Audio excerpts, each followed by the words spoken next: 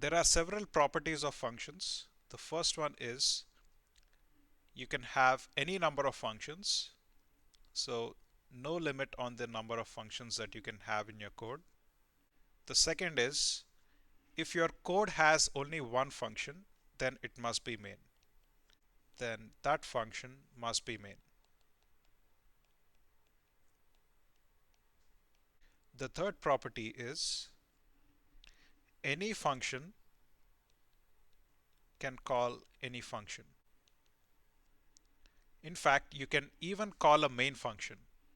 The most important thing is, which we have discussed in the last class, is program execution always begins with main. And the fifth property is a function can call itself.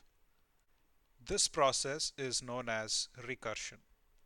Okay, now let's take an example with functions and see how control flows. So let me write main I1, then I make a call to S1 I2, then I can write S4 IA, S2 IB, S3 IC. Let's say I have S2 as I6, so just one instruction under S2, and let's say S3 also has only one instruction called I7, and let's say S1 has I3, S4, IK, and IL. Now these are the functions that are in the code. So main function S1, S2, S3, S4. So there are a total of 5 functions. Now can you show me how the execution is done? So I'm going to put numbers to describe how the control flows.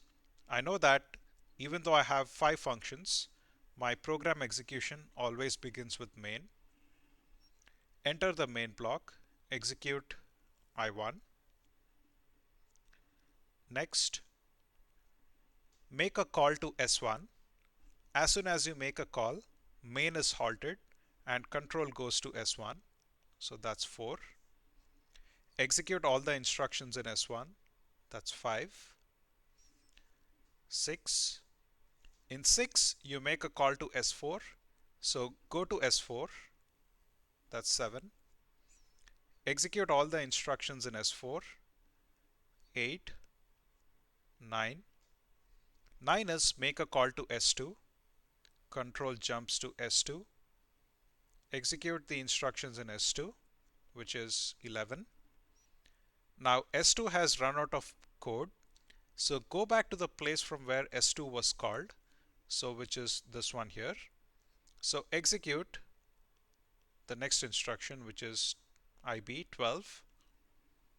Next, make a call to S3. So jump to S3. Execute the instructions in S3. And once S3 is done, go back to the place from where it was called and execute the next instruction. So that's 16. Now S4 has run out of code. So go back to the place from where S4 was called. S4 was called from this place. Execute the next instruction and the next one. Now S1 has run out of code.